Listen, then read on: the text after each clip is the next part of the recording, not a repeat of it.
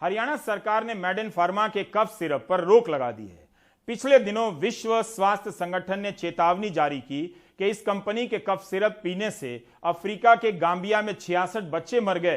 केंद्रीय और हरियाणा ड्रग विभाग ने अपनी जांच में पाया है कि सोनीपत की मैन्युफैक्चरिंग यूनिट में जो सिरप तैयार होता है उसमें कई तरह की खामियां हैं।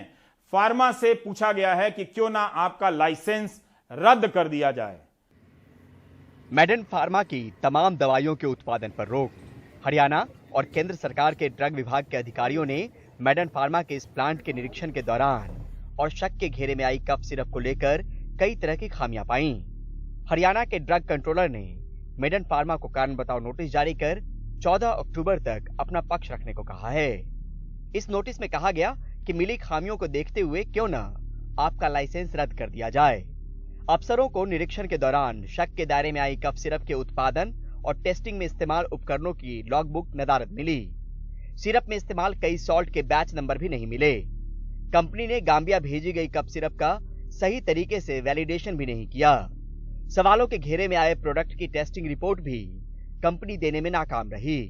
फार्मा कंपनी ने डाई इथाइलिन ग्लाइकॉल और इथाइलिन ग्लाइकॉल को लेकर प्रोपिलीन ग्लाइकॉल की क्वालिटी टेस्टिंग तक नहीं की। सोनीपत फार्मास्यूटिकल कंपनी के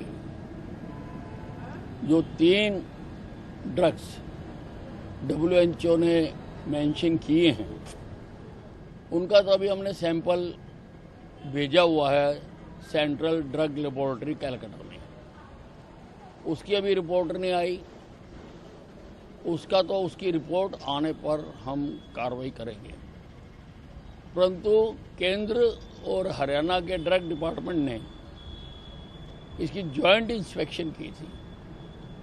उसमें काफ़ी कमियां मिली, लगभग 12 कमियां उसमें मिली। मेडेन फार्मा की अलग अलग दवाइयों को लेकर देश के 4 राज्यों ने अलग अलग वक्त पर खामियों की बात कही थी। वहीं इस फार्मा कंपनी के खराब प्रोडक्ट को लेकर वियतनाम ने 2 साल तक इसे बैन भी किया था। अब हरियाणा सरकार ने सख्त फैसला लेते हुए कंपनी के उत्पादन पर पूरी तरह से रोक लगा दिया है। उनको मद्दे रखते हुए अब ये फैसला किया गया है कि इसकी टोटल प्रोडक्शन बंद कर दी जाए और उसका हमने नोटिस दे दिया है। वहीं कर्नाटक और केरल सरकार ने गांबिया की खबर के बाद एहतियातन अपने राज्यों के फार्मा कंपनियों को इस बात पर निगरानी रखने के निर्देश दिए हैं कि उत्पादन हो रहे सिरप में इस्तेमाल हो रहे प्रोपिलीन ग्लाइकॉल में डाइएथिलीन ग्लाइकॉल और इथाइलिन ग्लाइकॉल की मात्रा की सही से जांच सुनिश्चित की जाए।